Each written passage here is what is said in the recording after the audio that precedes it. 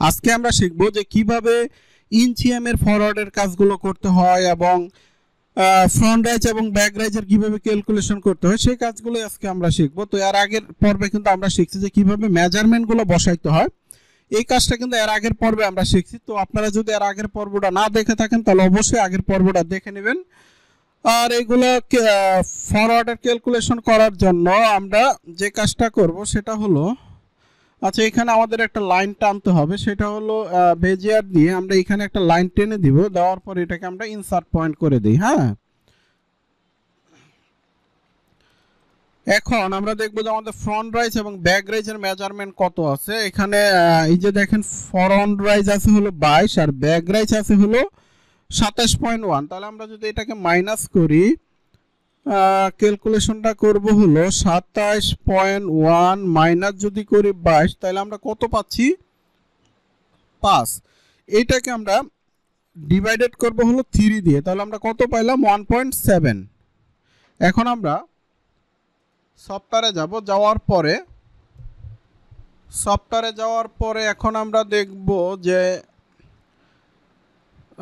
সফটওয়্যারে যাওয়ার পরে আমরা যাব F1 এ যাওয়ার পরে এখানে দেখেন ডেভেলপ দিয়ে আমরা এখানে এই পাশে দিব হলো 1.7 মাইনাস 1.7, আবার এই পাশে দিব হলো আমরা 1.7।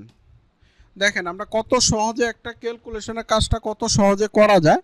আমি কিন্তু ঠিক ওইটাই আপনাদেরকে দেখাইলাম। তো আপনারা অবশ্যই মনোযোগ সহকারে ভিডিওগুলো দেখবেন, তাহলে আপনারা বুঝতে পারবেন যে আসলে কত সহজে ক্যালকুলেশনের কাজটা করা যায়। এখন এখানে আমরা ক্যালকুলেশনটা পাইলাম হলো ফরওয়ার্ড রাইজ এবং ব্যাক রাইজ মাইনাস করার পরে কিন্তু ক্যালকুলেশনটা পাইলাম। তো আপনারা এইভাবে ক্যালকুলেশনটা করে নেবেন। এখন আমরা এখানে যাব, আবার ডেভেলপ পয়েন্ট নিব, নেওয়ার পরে আমরা এই পাশে দিব হলো ওই আগের মতো 1.7, আবার এই পাশেও দিব আমরা 1.7। এটা দেওয়ার পরে এখন আমরা F3 যাই, এটাকে আমরা ইনসার্ট পয়েন্ট করে দিব। এটা ইনসার্ট পয়েন্ট করব, এটাও করব, এটাও করব, এটাও করব। হ্যাঁ, করার পরে বেজিয়ার লাইন নিব, বেজিয়ার লাইন নিয়ে আমরা এই লাইনগুলো এইভাবে টেনে দিব, এই লাইনগুলো আমরা এইভাবে টেনে দিব। দেওয়ার পরে আবার আমরা বেজিয়ার লাইন নিব, নেওয়ার পরে এই যে দেখেন বেজিয়ার লাইন, এই যে বেজিয়ার দিয়ে আমরা এই লাইনটা এখান থেকে এখানে আমরা এইভাবে টেনে দিব। দেওয়ার পরে আমাদের আরেকটা লাইন টানতে হবে, সেটা হলো এই যে সাইডের যে লাইনটা আছে এই লাইনটা আমরা এইভাবে টেনে দিব। এই যে দেখেন লাইনগুলো আমরা টেনে দিলাম। দেওয়ার পরে এখন আমরা F3 যাব, যাওয়ার পরে ডিলেট দিয়ে আমরা এই লাইনগুলো এখন ডিলিট করে দিব। আমাদের এই লাইনগুলো আমাদের কি এখন প্রয়োজন নাই। আচ্ছা আমরা এই লাইনটা রাখবো, এটা ডিলিট করে দিব, এটাও ডিলিট করব, এটাও ডিলিট। তারপরে এখানে এই লাইনটা ডিলিট, এই লাইনটাও আমাদের কি করতে হবে ডিলিট করে দিব। ডিলিট করে দেওয়ার পরে এই লাইনটাকে আমরা আরেকটু ছোট করে রাখি, এই লাইনটাকে আমি একটু ছোট করে রাখি। তার জন্য যদি আমি এখানে মাইনাস যদি 8 দিই, একটু ছোট হয়ে গেল। এই পাশ থেকে আমি এই লাইনটা একটু ছোট করে রাখবো, এটা রাখবো হলো 0.7 যদি দেই,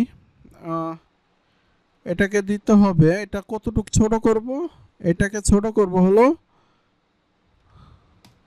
আচ্ছা আমরা লাইনটা ছোট করলাম। ছোট করার পরে এখন আমরা F2 যাব, যাওয়ার পরে প্যাটার্নটাকে আমরা একটু সোজা করব। এই যে প্যাটার্নটাকে সোজা করলাম, সোজা করার পরে এইখানে কিছু বোঝার ব্যাপার আছে, সেটা হলো দেখেন আমরা কিন্তু প্রথমে কি করছি মেজারমেন্টগুলো বসাইছি, তাই না? আচ্ছা মেজারমেন্ট বসানোর পরে এখন আমরা দেখেন প্যাটার্নটা কিন্তু সোজা করলাম। সোজা করার পরে এখন আমাদের ভাবতে হবে যে এই যে আমার কাছে মনে হচ্ছে যে এই যে লেগ ওপেনিংটা যদি আমি ইঞ্চিএম এর দিকে একটু দেই, তাহলে দেখা গেছে যে প্যাটার্নের শেপটা মনে হয় সুন্দর আসবে, তাই না? ঠিক আছে, তাহলে এটা করার জন্য যদি আমি F3 যাই, যাওয়ার পরে এই যে দেখেন মুভ করার আগে আমাদের কি করতে হবে, যে এগুলো পিন মেরে নিতে হবে। হ্যাঁ, এগুলো এই যে পিন মেরে নিতে হবে। পিন মারলে দেখেন কালারটা চেঞ্জ হয়ে গেল। এখন আমরা এটা দিয়ে মুভ করব। এখানে আমি মুভ করব হলো, আমার কাছে মনে হচ্ছে যে আমি যদি -1 সিএম মুভ করি তাহলে মনে হয় শেপটা সুন্দর আসবে। হ্যাঁ, শেপটা সুন্দর আসছে। এখন যে কাজটা করব সেটা হলো F3 এখানে আসলে লেন্থ স্টার্ট লাইন দিয়ে এই লাইনটাকে সামান্য একটু বড় করে দিব, দেওয়ার পরে ডিলেশন দিয়ে আমরা এই পয়েন্টটা ডিলিট করে দিব। আচ্ছা, ডিলিট করে দিলাম। দেওয়ার পর আবার F2 যাব, যাওয়ার পরে আমরা এটাকে সাইডটা আমরা একটু শেপ দিয়ে দেবো। এই যে সাইড, এই সাইডটা আমরা একটু শেপ দিব। তার জন্য আমরা ডিসপ্লেতে যাব, ডিসপ্লেতে যাওয়ার পরে হ্যান্ডেল নেওয়ার পরে F3 যাব। এখানে দেখেন রিশেপ দিয়ে আমরা এইগুলো আমরা এইভাবে একটু শেপ দিয়ে দিব। হ্যাঁ, এই যে দেখেন আমি যেভাবে শেপ দিতেছি, আপনারা একটু ভালো মনোযোগ সহকারে ভিডিওটা দেখতে থাকেন, তাহলে আপনারা মনে করেন যে বুঝতে পারবেন যে আসলে কত সহজে একটা প্যাটার্নের শেপে আনা যায়। এই যে দেখেন আমি কিন্তু সামান্য একটু শেপ দিয়ে দিলাম। এখন দেখেন সাইটের কিন্তু একটা অন্যরকম একটা লুকিং চলে আসছে। হ্যাঁ, এখন আমি যদি আবার এটাকে একটু ঘোরাই নেই, এভাবে যদি একটু ঘোরাই নেই, নেওয়ার পরে এখানে হলো আমাদের আছে হলো ফরন রাইসটা আমরা একটু শেপ দিয়ে দিব। এটাকেও সামান্য একটু শেপ দিয়ে দিই, তাহলে গেট আপটা দেখতে সুন্দর লাগবে। আর একটু শেপ দিই, আর একটু দেই। এই যে আমি যেভাবে শেপের কাজগুলো করতেছি, আপনারাও ঠিক এইভাবে শেপের কাজগুলো করবেন। এখন দেখেন প্যাটার্নের কিন্তু সুন্দর একটা লুকিং কিন্তু চলে আসছে, খেয়াল করছেন? প্যাটার্নের কিন্তু একটা সুন্দর একটা লুকিং চলে আসছে। আমাদের আরেকটু শেপে কাজ করতে হবে। এই যে দেখেন এখন কিন্তু প্যাটার্নটা সুন্দর লাগতেছে। আচ্ছা, এখন আমরা এখানে যাই। এখানে যাওয়ার পরে এখন আমরা ইনসিএমটা সামান্য একটু শেপ দিয়ে দিব, খুব বেশি না, সামান্য অল্প শেপ দিয়ে দিব। এখানে খুব বেশি একটা শেপ দিব না। এই যে দেখেন সামান্য একটু শেপ দিয়ে দিলাম। আচ্ছা, এখন এইখানে আরেকটা জিনিস খেয়াল করেন, সেটা হলো আমার কাছে একটা জিনিস মনে হচ্ছে যে আমি যদি রিশেপ দিয়ে যদি এটাকে ফরন্ট পার্টটাকে যদি 2 মিলি একটু উঠাই দিই, প্যাটার্নের শেপটা মনে হয় আরও সুন্দর আসবে। ব্যাক পার্টটাও আমি 2 মিলি উঠাই দিলাম। সেক্ষেত্রে আপনাদের প্রশ্ন থাকতে পারে থায়ের মেজারমেন্ট হয়তো বা প্লাস হয়ে গেছে। না, থায়ের মেজারমেন্ট প্লাস হয় নাই, কারণ আমি ওইদিকে থায়ের মেজারমেন্ট আমাদের সাইড দিয়ে একটু যখন আমি লেন্থ স্টার্ট লাইন দিয়ে যখন আমি লাইনটা বড় করে দিলাম, দেওয়ার পরে পয়েন্টটা যখন আমি ডিলিট করে দিছিলাম, তখন কিন্তু আমাদের সাইডে মেজারমেন্টটা একটু মাইনাস হয়ে গেছিলো। হ্যাঁ, সেটাই আমি এদিকে বাড়াই দিলাম। তারপর আমি ক্যালকুলেশন করে দেখবো যে আসলে ঠিক আছে কিনা।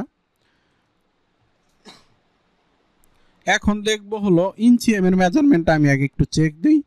ইঞ্চি এম এর মেজারমেন্টটা চেক দেওয়ার জন্য যাব হলো, আচ্ছা এখানে আমি আগে থায়ের মেজারমেন্টটাই দেখে নিই। হ্যাঁ, ইঞ্চি এম এর কাজগুলো পরে করতেছি, আগে আমি থায়ের মেজারমেন্টটাই দেখে নিই।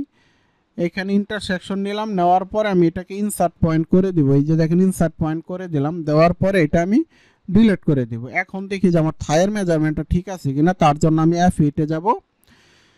F8 যাওয়ার পরে এখানে দেখেন, এই যে দেখেন মেজারমেন্ট দিয়ে আমি যদি এটা দেখি, এখানে এটা হলো ফ্রন্ট পার্ট আর এটা হলো ব্যাক পার্ট। আমি যদি তখন এটা ক্যালকুলেশন করি, তাহলে আমি দেখতে পারবো যে থায়ের মেজারমেন্ট ঠিক আছে কিনা।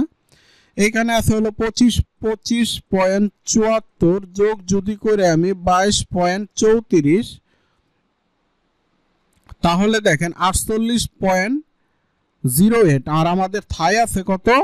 থাই হলো 24.1। আর 24.1 এর আমরা যদি ইনটু 2 দেই, তাহলে হচ্ছে কত? 48.2। তাইলে মাইনাস যদি করি 48.2, তাহলে দেখেন এখন পর্যন্ত থাই আমরা 0.12 বাড়াইতে পারবো, তাহলে আমাদের মেজারমেন্ট ঠিক থাকবে। আমি রিশেপ দিয়ে 1.12,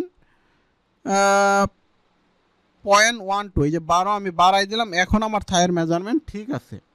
তো দেখেন কিভাবে কাজগুলো করতে হয়। আচ্ছা, আমি আপনাদেরকে থায়ের মেজারমেন্টটা ক্যালকুলেশনটাই করেই দেখাই। হ্যাঁ, 25.86 যোগ যদি করি এখন 22.34, দেখেন আমাদের থায়ের মেজারমেন্ট 48.2। এটা যদি আমরা ভাগ ডিভাইডেড 2 করি, তাহলে 24.1 হয়ে যাবে। হ্যাঁ, তাহলে দেখেন একটা মেজারমেন্ট কিভাবে থায়ের মেজারমেন্টটা মিলাইতে হয়, আমি কিন্তু সম্পূর্ণ কাজটা আপনাদেরকে দেখাইলাম।